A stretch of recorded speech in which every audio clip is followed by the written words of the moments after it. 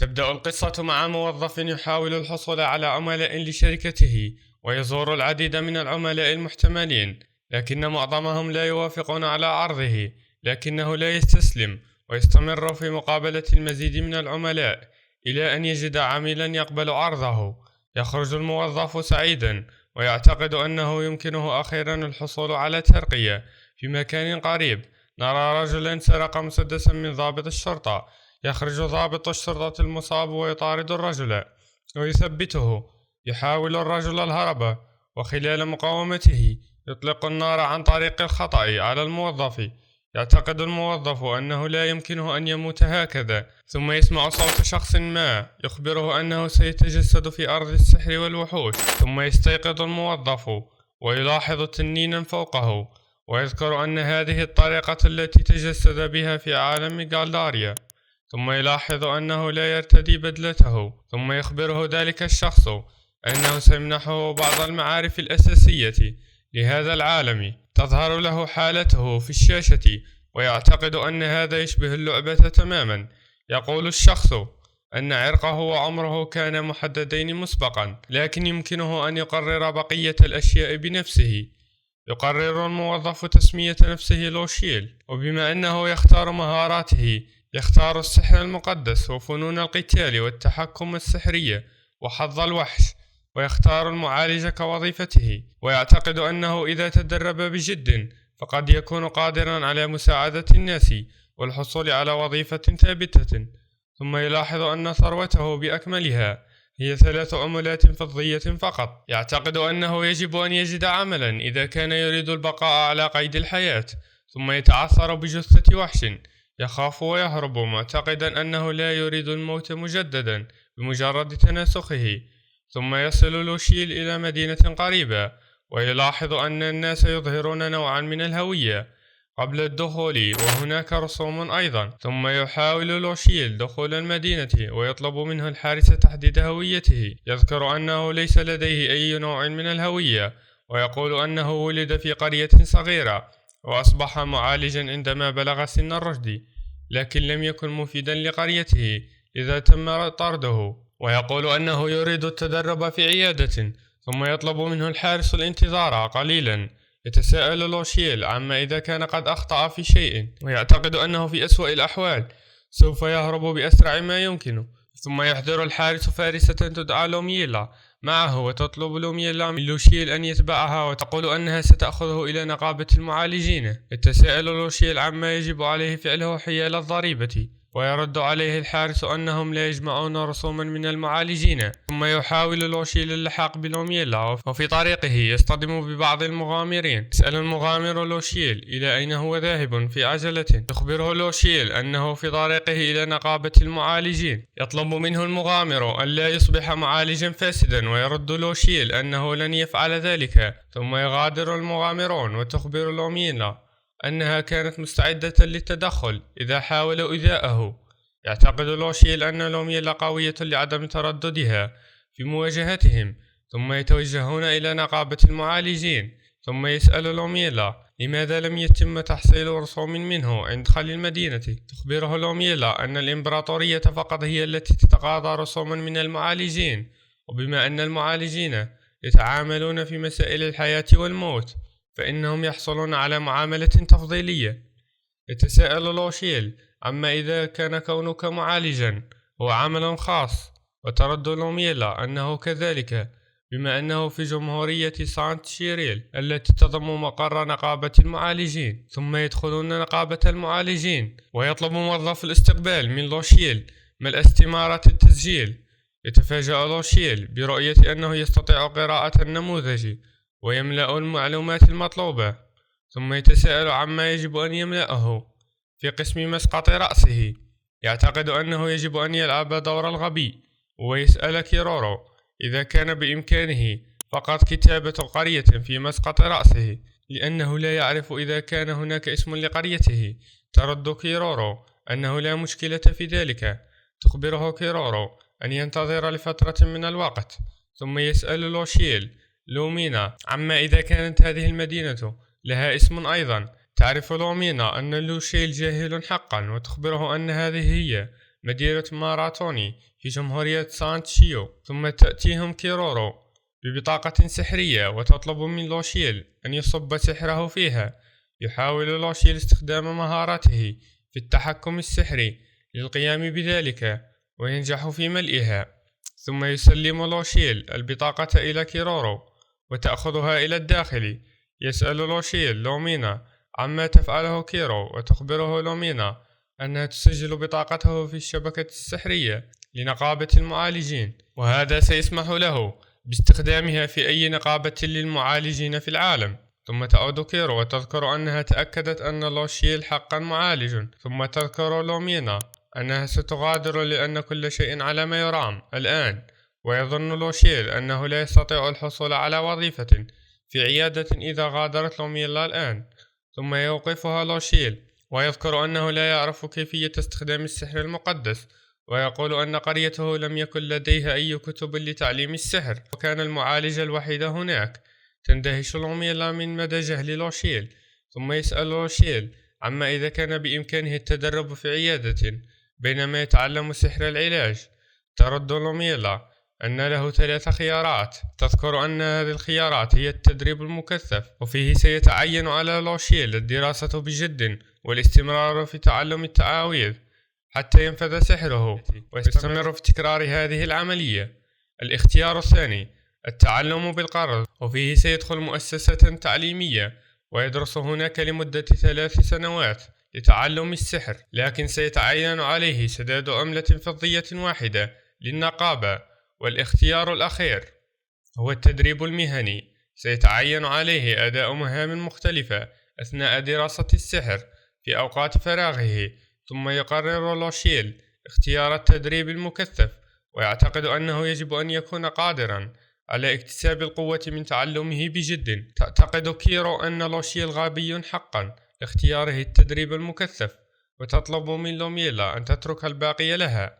ثم تقول كيرو أنها ستأخذ لوشيل إلى غرفته، ويشكر لوشيل لومينا قبل مغادرتها ويذكر أنه سيرد هذا الجميل يوما ما. ترد لوميلا أنها تتطلع إلى هذا وتتمنى له التوفيق. ثم ينتقل المشهد إلى لوشيل في غرفته ويلاحظ وجود كتاب تعاويذ هناك. عند قراءة الكتاب يكتشف أن القوة السحرية تستنزف من جسده عندما يقرأ التعاويذ، وإذا نجح تزداد مهارته.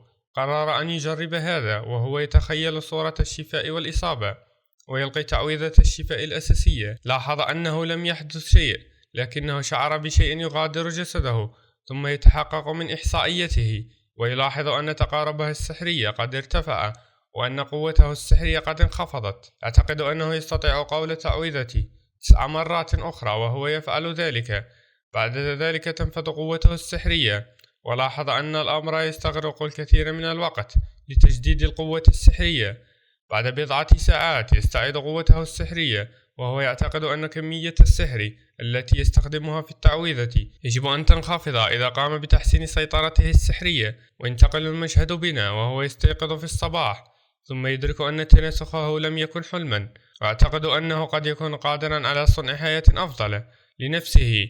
وهنا إذا عمل بجد ثم يقرأ تعاويذ سحرية، لكنه يتوقف قبل استنفاذ سحره، ثم يحاول تعلم التحكم السحري. يكرر هذه العملية مرارا وتكرارا، ثم يلاحظ أن مهاراته قد ارتفعت إلى حد كبير، ويعتقد أنه من الجيد أن يكون قادرا على رؤية تقدمه في الأرقام. ثم تحضر فتاة تدعى مونيكا وجبة للوشيل، وتذكر أن لوشيل بحاجة إلى تناول الطعام بشكل جيد حتى يتمكن من الاستمرار في العمل الجاد.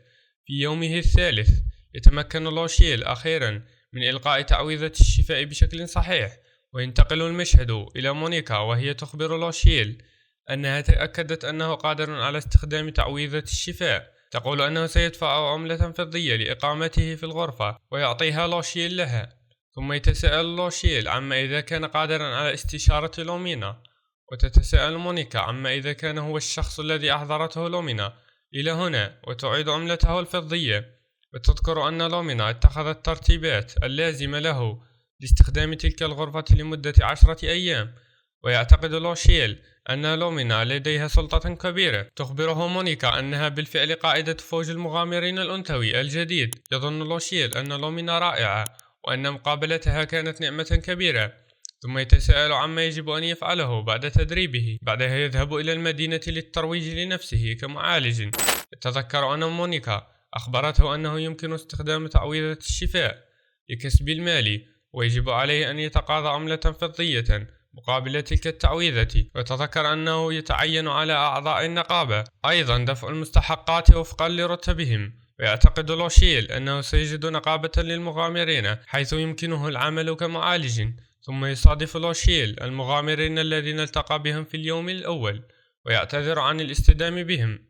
يعتقد لوشيل أن هؤلاء الرجال مخيفون بعض الشيء، لكن يمكنه أن يسألهم عن نقابة المغامرين. ثم يأتي بعض المغامرين المصابين إليهم ويخبرهم المغامر ذو الشعر الأبيض أنه حذرهم من قبول طلبات خطيرة بينما لا يزالون مبتدئين.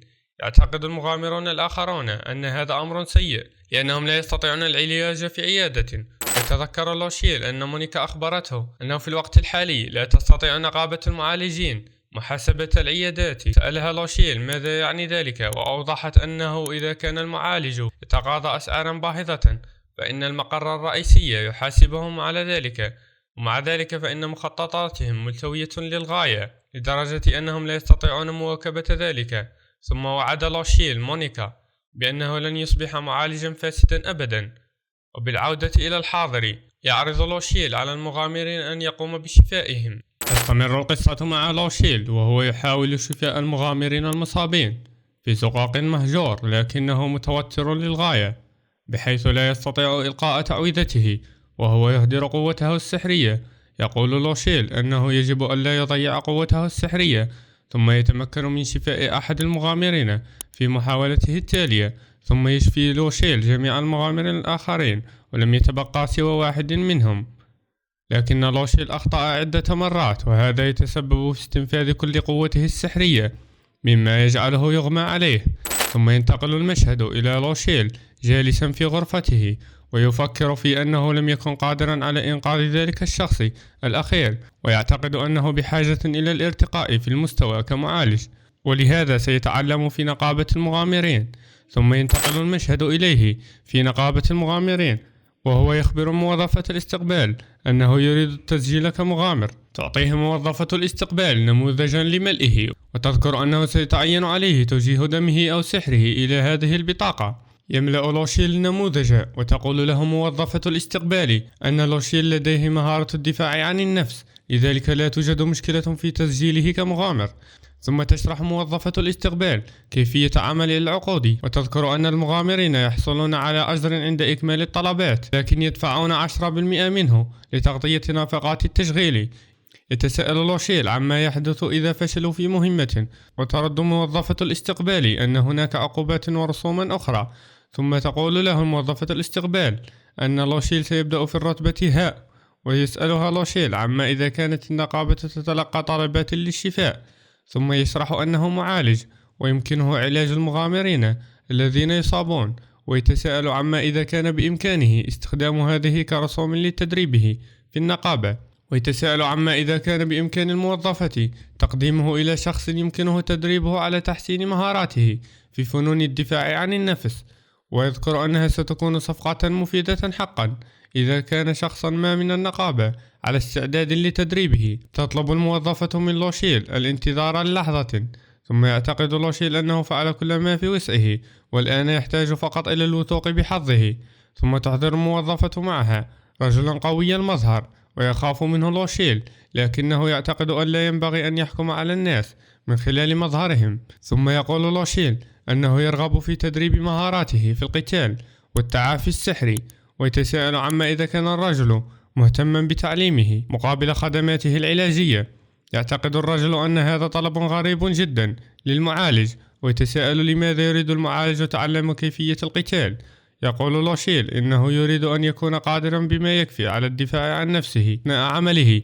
يذكر الرجل أنه سيأخذ لوشيل كمعالج في قاعة التدريب، ويقول له أن أجره سيكون فضة واحدة وسيتم خصم رسوم تدريبه من ذلك. ثم يسأل لوشيل متى يبدأ التدريب، ويقول أنه يمكنه البدء في غضون 6 أيام.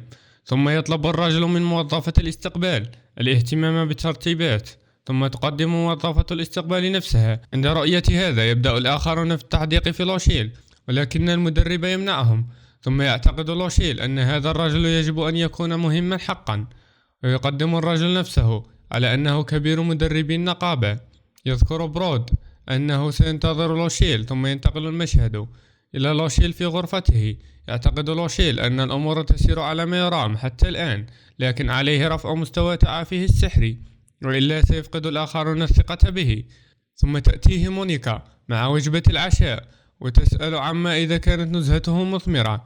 يقول لوشيل أنه يعرف الآن إلى أين يجب أن يذهب بعد التدريب، ولكن قبل ذلك يحتاج إلى تحسين مهاراته.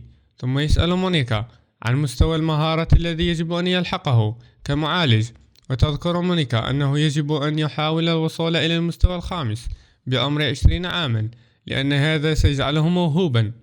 ثم تقول مونيكا أنه يمكنها الخروج معه في موعد إذا تمكن من الوصول إلى المستوى الخامس. يتحمس لوشيل لسماع هذا ويقرر العمل بجد، ثم يدرب لوشيل سحره المقدس يوما بعد يوم. ومرت 6 أيام في لمح البصر. في يومه الأخير يشكر لوشيل كورو على كل شيء، ويذكر أنه بفضل جميع هنا تعلم ما يكفي من السحر لبدء رحلته كمعالج. تطلب منه كيرو أن يبذل قصارى جهده، وتخبره أن يشكر لومينا إذا صادفها. يقول لوشيل أنه ذاهب إلى نقابة المغامرين، ويلاحظ أن الجميع يحدقون فيه. تتساءل موظفة الاستقبال هناك عما يريده لوشيل، ثم يخبرها لوشيل أنه هنا لتدريبه مع برود، وترشده الموظفة إلى قاعة التدريب تحت الأرض. يلاحظ لوشيل أن القاعة ضخمة. يقول برود أنه سعيد لأن لوشيل لم يحاول الهرب. يعتقد لوشيل أن برود يبدو وكأنه مستعد للقتل، ويذكر برود أنهم حصلوا على قاعة التدريب بأكملها لأنفسهم. ويفاجأ برود بأن لوشيل لم يهرب حتى بعد رؤية مظهره القاتل. ويذكر لوشيل أنه يحتاج إلى المهارات اللازمة للبقاء على قيد الحياة، ويطلب من برود تدريبه بقوة. ينتقل المشهد إلى قيام لوشيل ببعض اللفات حول قاعة التدريب.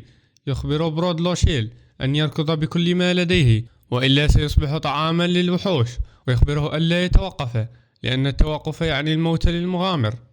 ثم يعتقد لوشيل أنه بدأ يستمتع بهذا لأنه لم يستطع حتى التحرك في نهاية حياته السابقة، وبالمقارنة مع ذلك هذه هي الجنة. ثم يفقد لوشيل الوعي بسبب الإرهاق.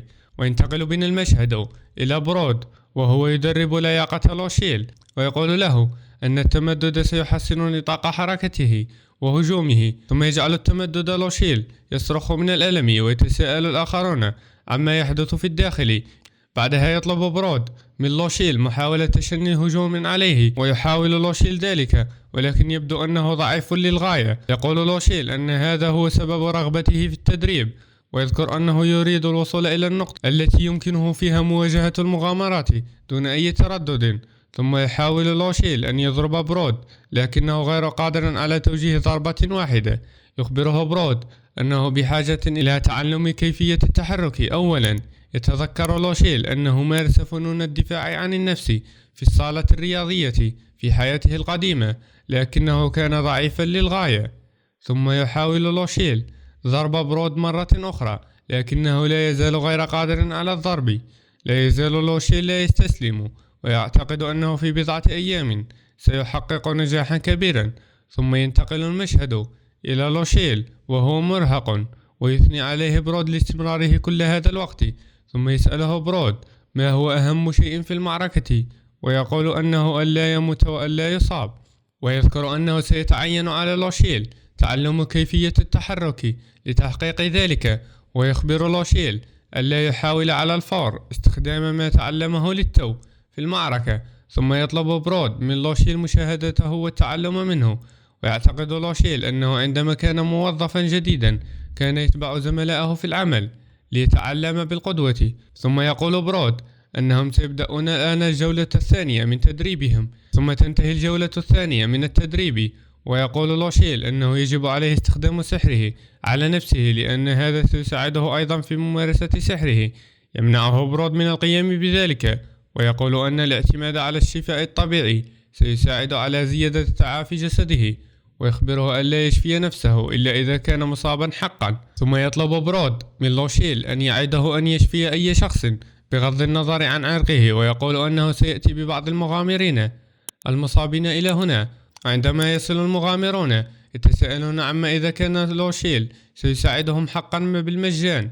يتساءل لوشيل ما خطبهم، وتذكر الفتاة أنها تعرضت للعض من قبل ذئب الغابة، ثم يستخدم لوشيل سحره لشفائها. لا يصدق المغامرون ذلك، ويعتقد لوشيل أنهم لا يثقون حقا في المعالجين، ويتساءل عما إذا كان أي شخص آخر قد أصيب. ثم يظهر الآخرون إصابتهم له ويشفيهم لوشيل أيضا.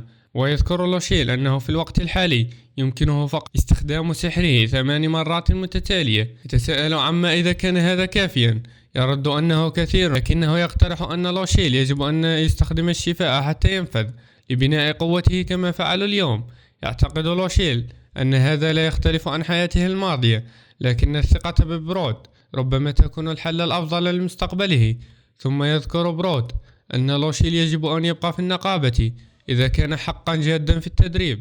ويذكر لوشيل أنه لا يملك الكثير من المال. يقول برود أنه يمكنه البقاء هنا مجانا، ويمكنه أيضا الحصول على 3 وجبات في اليوم. ويعتقد لوشيل أن هذا جيد جدا لدرجة يصعب تصديقها، ويتساءل عما إذا كان هناك خدعة في ذلك.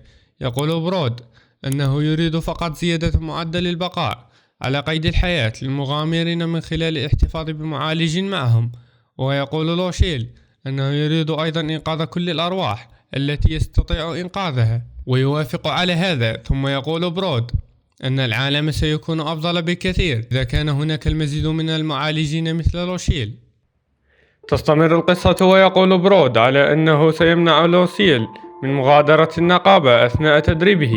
لا يصدق لوشيل أنه سيكون محاصرا هنا حتى اكتمال تدريبه، لكنه يعتقد أنه ليس لديه أي شخص آخر يمكنه تدريبه. ثم يقول لوشيل أنه يجب عليهم الالتزام لمدة شهر واحد فقط. يوافق برود ويقول أنه سيدرب لوشيل بجد في هذا الشهر. ويتساءل لوشيل عما إذا كان من المقبول عقد هذا النوع من الصفقات دون إذن رئيس النقابة. يخبره برود أنه سيكون على ما يرام، لأنه يتمتع بالكثير من السلطة. ويعتقد لوشيل أنه من الرائع أن يتمكن من الحصول على تدريب على فنون الدفاع عن النفس و3 وجبات في اليوم، وهذا قد يساعده على تحسين مهاراته الأخرى. ثم ينتقل بنا المشهد إلى استحمام لوشيل بالماء البارد، ثم يعطيه برود بعض الملابس لارتدائها. ويتساءل ما الخطأ في ملابسه القديمة، ثم يكتشف أن ملابسه القديمة نتنة. ثم تأتي إيلا إلى هناك، تشكر لوشيل على معالجة المغامرين، وتخبره إيلا أن برود طلب منها المجيء إليه وغسل ملابسه، لكن لوشيل يقول أنه لا يستطيع السماح لها بفعل ذلك. تتساءل إيلا عما إذا كان لا يريد أن يلمس قوم الوحوش أشياءه، ويرد لوشيل أنه لا يريد أن يفعل شخص جميل مثلها شيئا كهذا من أجله. ترد إيلا أنه لا داعي للقلق بشأن ذلك، وتذكر أنها ستعلق ملابسه مع ملابس المغامرين غدا. يشكرها لوشيل ويطلب منها أن تخبره إذا كان بإمكانه فعل أي شيء لمساعدتها. ثم ينتقل المشهد إلى لوشيل في الكافيتيريا، ويعتقد أن هذا يذكره بلقاءات مكتبه. ثم يلاحظ الطعام على طاولته، ويتساءل عما إذا كانت هناك حفلة. يقول برود على أن هذا كله ليأكله لوشيل، ويطلب من لوشيل أن يأتي للطابق السفلي عندما ينتهي من تناول الطعام. ثم يأكل لوشيل الطعام ويعجبه، وسرعان ما ينتهي من كل ذلك. بعد ذلك يعود لوشيل إلى غرفته للحصول على قسط من الراحة. يتساءل لوشيل إن كان هناك أشخاص آخرون يحتاجون إلى الشفاء، لكن يجب أن يرتاح لهذا اليوم. ثم يحاول لوشيل النوم، لكنه لا يشعر بالنعاس على الإطلاق، ويلاحظ أنها لا تزال 7 مساء. يعتقد أنه لا يستطيع النوم مبكرا، ويذكر أنه يجب أن يعمل على إتقان مهاراته لأنه لا يستطيع النوم على أي حال. ثم يتدرب لوشيل التناوب بين التأمل وإلقاء التعاويذ. وينتقل المشهد إلى لوشيل في الكافيتيريا في صباح اليوم التالي. يذكر برود أن لوشيل سيتناول وجباته هنا أثناء تدريبه، ثم يقدم لوشيل إلى غولغارو، يحييه لوشيل ويتساءل ما هو عرقه لأنه يشبه الدب، ويذكر غولغارو أنه من الذئاب، ثم يعطي لوشيل مشروبا يقول أن هذا المشروب مثير للاشمئزاز، لكن الحكيم صنعه له وهو رائع لصحته، إنه يجعل قوته وقدرته على التحمل وأشياء أخرى أسهل في التحسين، وإن تأثيره يستمر لمدة 6 ساعات. ويعتقد لوشيل أن هذا رائع له. يذكر غولغار أن عيبه الوحيد هو طعمه السيء ولا أحد يريد أن يشربه. يتساءل لوشيل عما إذا كان من الآمن استهلاكها، ويعتقد أنها لا تبدو آمنة إذا حكمنا عليها من خلال اللون.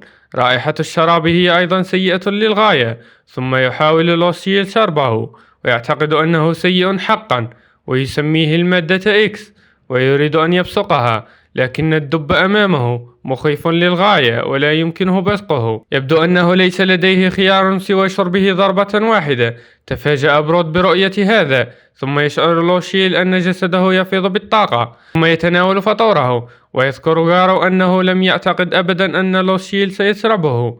يعتقد أن لوشيل شجاع لذلك. ثم ينتقل المشهد إلى لوشيل يقول أنه قد مر أسبوع منذ أن جاء إلى النقابة، ثم نرى لوشيل يتدرب مع برود، وعلى الرغم من أنه لا يزال غير قادر على ضربه، إلا أنه لا يزال مثابرا خلال تدريبه.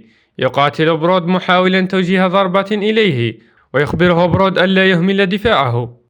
يذكر أن هناك غرضا وراء كل هجوم، ويجب أن يتعلم لوشيل تمييزه. ثم يتفوق برود على لوشيل، ويعتقد أنه قد يكون قادرا على تقديم كل ما لديه إذا استمع إلى نصيحته. إنه يعتقد أنه لا يزال مبتدئا، لذا فإن أفضل شيء يمكنه فعله هو الاستمرار في ذلك ومحاولة التعلم. ويعتقد برود أنه من المخيف أن لوشيل لا يزال يبتسم بعد ذلك. ثم يقول لوشيل أنه سيضرب برود في يوم ما. ثم تظهر فتاة قطة في مكان التدريب، وتتساءل عما إذا كان صحيحا أن لوشيل يداوي الناس مجانا هنا. يقول لوشيل إنه كذلك، ويتساءل أين أصيبت. تظهر له الفتاة الإصابة، وتذكر أنها عضت من قبل فأر. يذكر لوشيل أنه سيكون قادرا على إغلاق الجرح، ولكن نظرا لأنها تعرضت للعض فقد يؤدي ذلك إلى انتشار المرض، لذا يجب عليها زيارة الطبيب إذا بدأت تشعر بالمرض. ثم يعالج لوشيل الفتاة، وتبدأ الفتاة في البكاء. ثم يسأل أصدقاؤها لوشيل عن اسمه، ويقدم لهم نفسه. إنهم سعداء بمعرفة أنه على استعداد لاستخدام سحره على قوم الوحوش. ويذكر لوشيل أن كلا من البشر والوحوش هم نفس الشيء بالنسبة له. يقول المغامر أن لوشيل رجل جيد، ويتساءل عما إذا كان بإمكانه العودة إلى هنا إذا أصيبوا مرة أخرى. يرد لوشيل أنهم يستطيعون ذلك. ثم تشكر الفتاة القطة لوشيل على معاملتها. ثم يقول المغامر أنه لا يصدق أن لوشيل يتدرب هنا، ويذكر أن جميع المغامرين يتجنبون التدريب عند برود، حيث أنه يتحول إلى شخص آخر أثناء التدريب. في المساء يقدم غولغارو المشروب إلى لوشيل.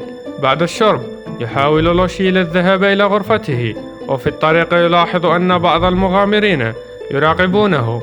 بعد ذلك في غرفته يقول لوشيل أنه يتدرب من 7 صباحا إلى 7 مساء، ثم في الليل يدرب سحره وشفاؤه.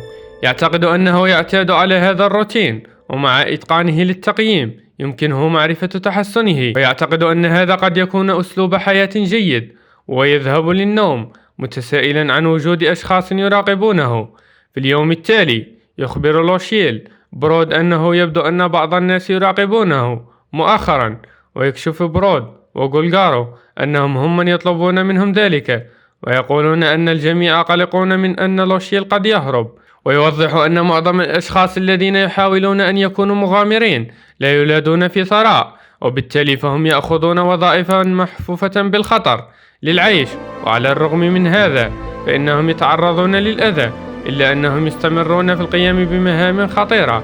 ثم يعتقد لوشيل أن المغامرين يمكنهم علاج إصاباتهم طالما أنه هنا، ويعتقد أن مصير المغامرين قد ترك بين يديه دون أن يدرك ذلك. ثم يذكر أن برود يجب أن يلغي مراقبته لأنه وافق على البقاء هنا لمدة شهر، ويذكر أنه في المرة القادمة التي يمسك فيها بشخص يراقبه سيجعلهم يشربون المشروب إكس معه. مع مرور الوقت يبدأ المزيد من المغامرين في التحدث مع لوشيل، كما أنهم ممتنون له لإنقاذهم. يأمل لوشيل أن يساعده هذا في التعود على النقابة، ما يقوم ببعض تدريبات القنص مع برود. تصويبه سيء للغاية، ويعتقد لوشيل أنه سيكون أفضل في هذا بسبب خبرته في لعبة البيسبول. ثم يتساءل لوشيل متى سيكون قادرا على رمي أسلحة حقيقية، ويعتقد أنه قد لا يكون قادرا على إتقان أي شيء حتى عندما ينتهي الشهر. يعتقد أنه لا يزال أمامه وقت طويل قبل أن يصبح لائقا للقتال في العالم الخارجي، لكن في الوقت الحالي يجب أن يتحلى ببعض الصبر والتدريب المستمر. ثم ينتقل المشهد إلى جولجارو الذي يقدم له المادة إكس، ويعتقد لوشيل أن حصته تكبر منها. ثم يشفي لوشيل المغامرين، وسرعان ما يأتي اليوم الأخير من عقده. يقول برود أن لوشيل عمل بجد في هذا الشهر، ويقول لوشيل أنه سيبحث عن عمل في نقابة المعالجين وسيأتي للتدريب مرة أخرى عندما يدخر ما يكفي من المال.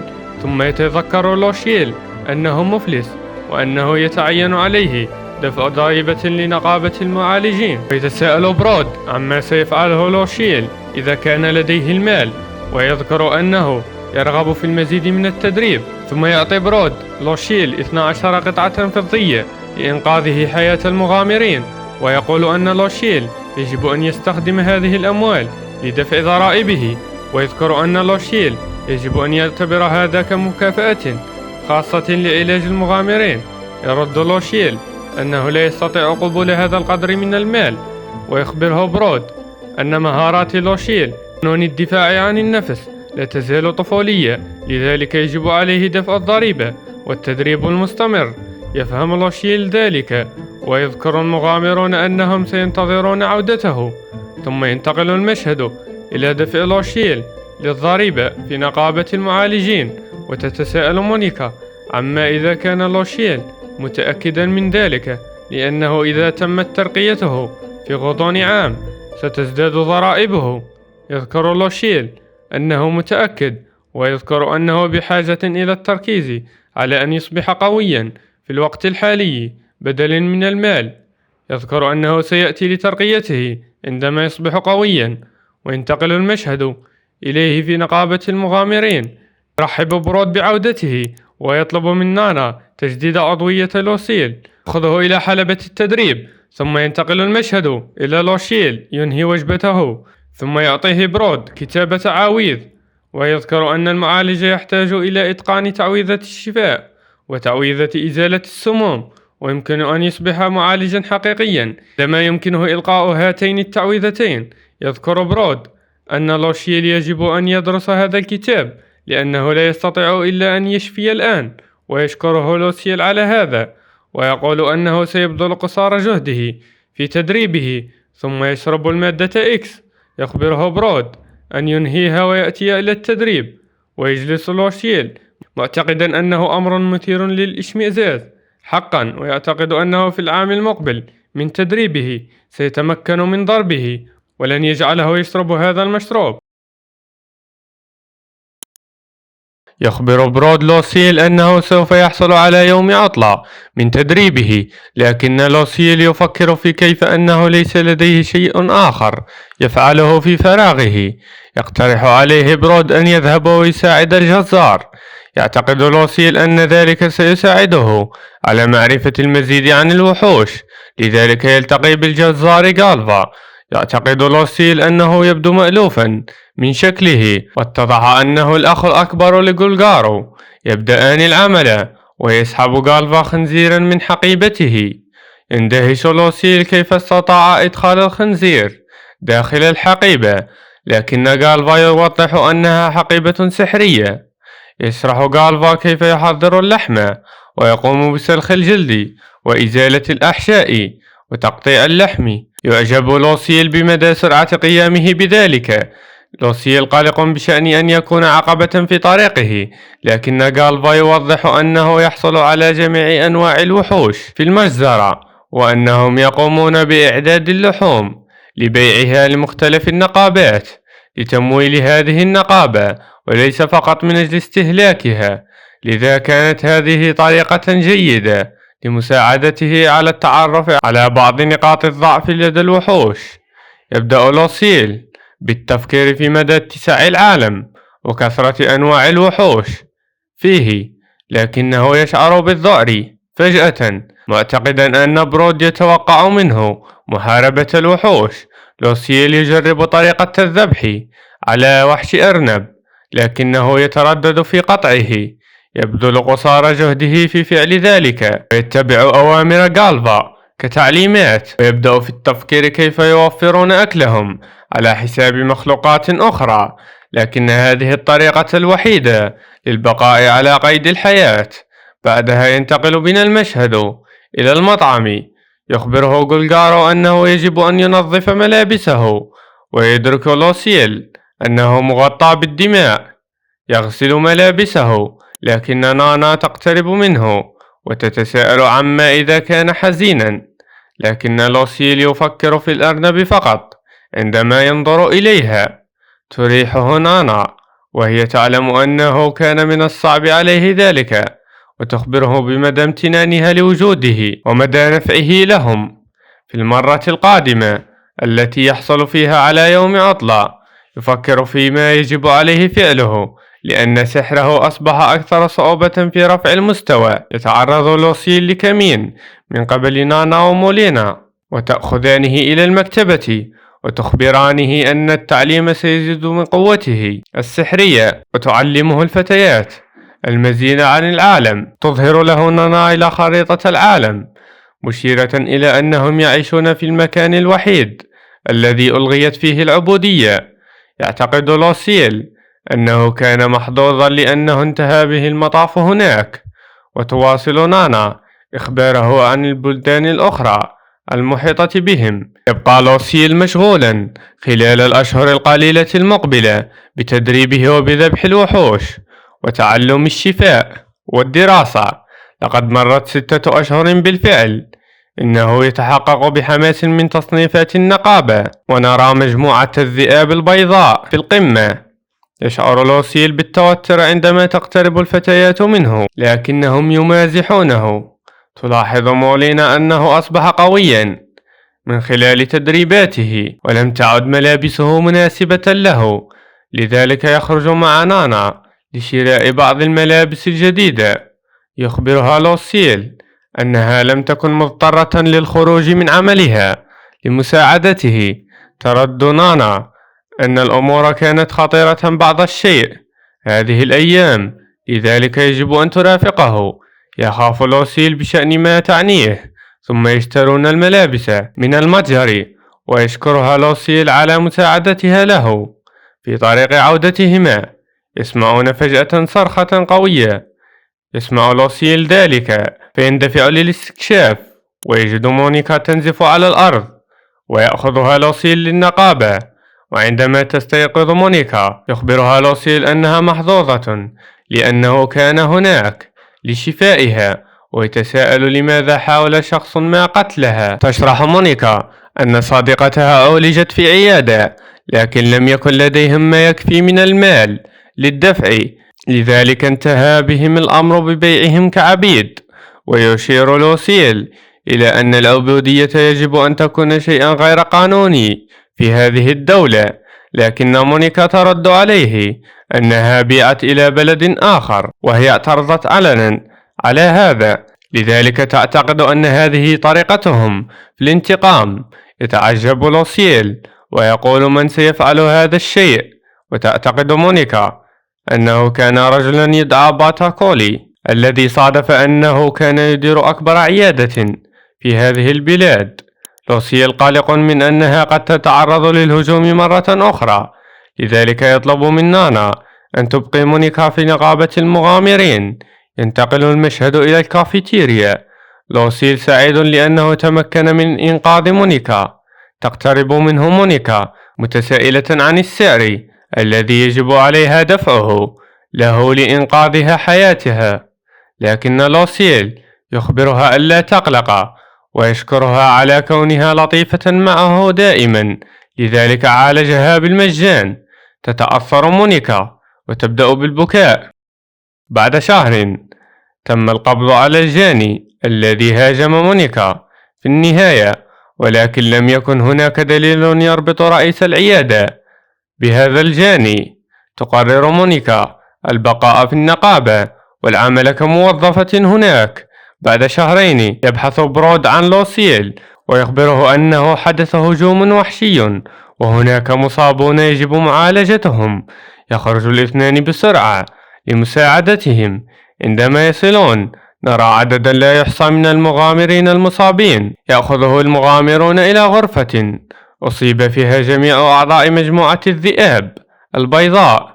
يبدأ لوسيل في شفائهم ويلقي تعويذة الشفاء عدة مرات وينجح في شفاء أحدهم، لكنه يستنزف كل السحر الخاص به مما يجعله يغمى عليه، ويعطيه برود جرعة سحرية مما يجعله ينشط نفسه للمتابعة. يتمكن لوسيل من شفائهم جميعهم، لكن ينتهي الأمر به بالإغماء. عندما يستيقظ يجد نايلا بجانبه. على الرغم من أنه تمكن من إنقاذ الذئاب البيضاء، إلا أنه يعلم أن هناك إصابات أخرى لم ينقذها، لذلك يفكر كيف يصبح أقوى ليعالج الجميع. بعد عام من التدريب في النقابة نرى أن مهاراته قد تحسنت. يلتقي ببرود مشيرا إلى أن تقدمه جيد للغاية، لذلك يخطط لوسيل للمغادرة وكسب المال حتى يتمكن من شراء كتب تعاويذ جديدة للتعلم، لأنه لا يستطيع إلا استخدام الشفاء والعلاج.